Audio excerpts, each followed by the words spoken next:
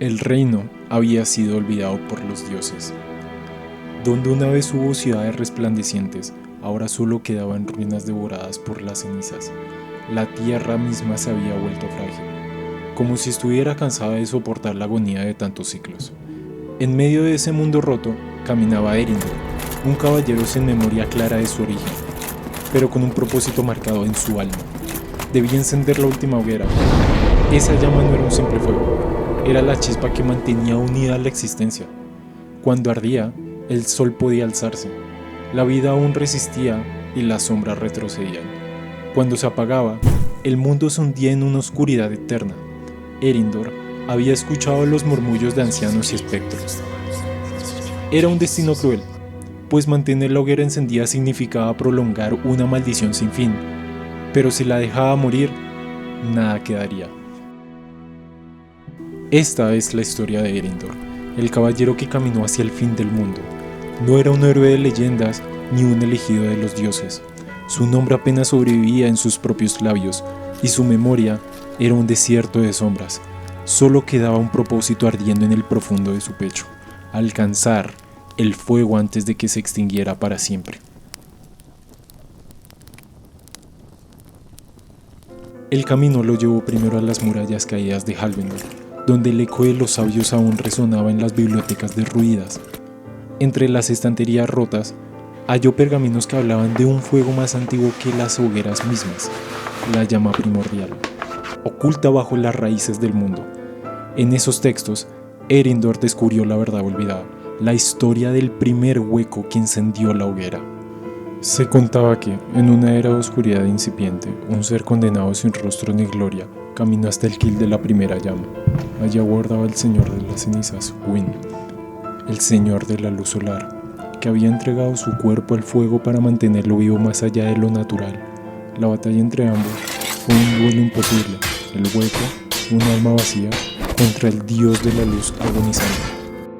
El relato decía que el hueco, en silencio, derrotó a Wynn, atravesando su carne ya carbonizada con una espada sin nombre.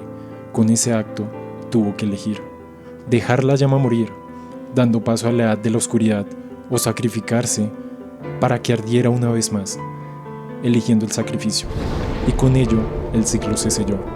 El hueco ardió en la hoguera, y su alma se convirtió en la leña eterna. Desde entonces, cada era repetía esa condena.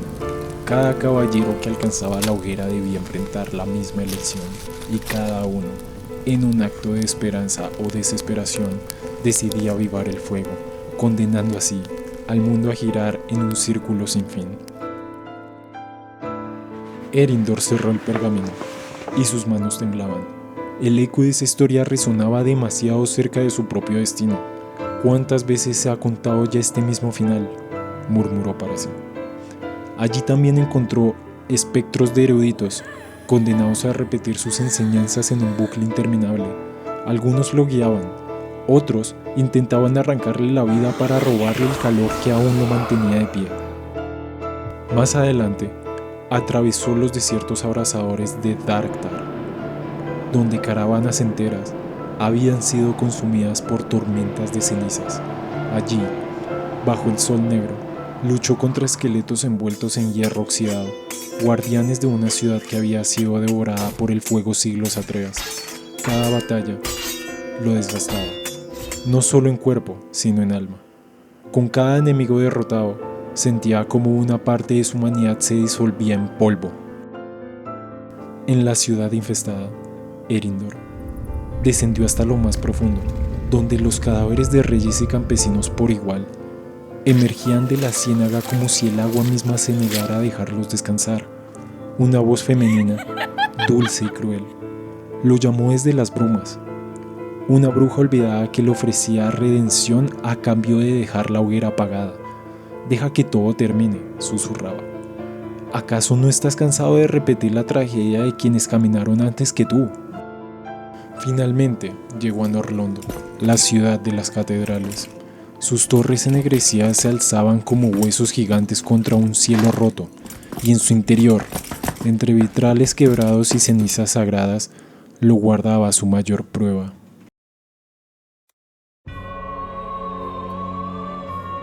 En medio del altar del ruido lo esperaba un guerrero solitario. Su armadura, corroída y ennegrecida, ardía como llamas oscuras que parecían devorar la luz misma. Sus ojos eran brasas hundidas en un cráneo vacío, y en sus manos sostenía una espada colosal, pesada como una sentencia. Ese no era un simple enemigo, ese era el último caballero que, como Eärendil, había intentado encender la hoguera y había fallado. Un reflejo de lo que él mismo podía llegar a ser. El choque fue inmediato. La espada del guardián cayó como un trueno, destrozando el mármol del suelo, y el estruendo se mezcló con los cánticos fantasmales que aún habitaba la catedral. Eärendil rodó hacia un lado, sintiendo como las brasas negras rozaban su armadura y la quemaban como hierro al rojo vivo. Levantó su propia espada, mellada y casi rota, y la estrelló contra la del guardián. El impacto lanzó chispas, sacudiendo los vitrales rotos que aún colgaban como heridas en los muros. Cada movimiento era una sinfonía de destrucción. Los pilares se partían, las estructuras caían, y las cenizas se arremolinaban formando figuras de monjes que rezaban eternamente. No era una lucha por la vida, sino por el alma. El guardián atacaba con una rabia descomunal, como si en cada atajo descargara siglos de fracaso. Sus movimientos eran pesados, pero inhumanamente veloces, y cada golpe llevaba consigo la furia del fuego negro. Cuando su espada chocaba contra el suelo, la piedra ardía, y las llamas trepaban como serpientes por las columnas. Eärendil apenas resistía. Cada vez que bloqueaba, el impacto recorría sus huesos como un martillo. Sus brazos temblaban, su visión se nublaba, pero seguía en pie, impulsado por algo más fuerte que el dolor, la certeza de que si él caía, su destino sería el mismo que el de aquel espectro. La batalla se volvió en un ritual. Horas parecían segundos, segundos, siglos, y en ese eterno bucle, Eärendil comprendió la verdad. El guardián no era solo un rival, era el eco de todos los caballeros que lo intentaron antes y fallaron. Cada golpe llevaba la depresión de miles de almas atrapadas en el ciclo.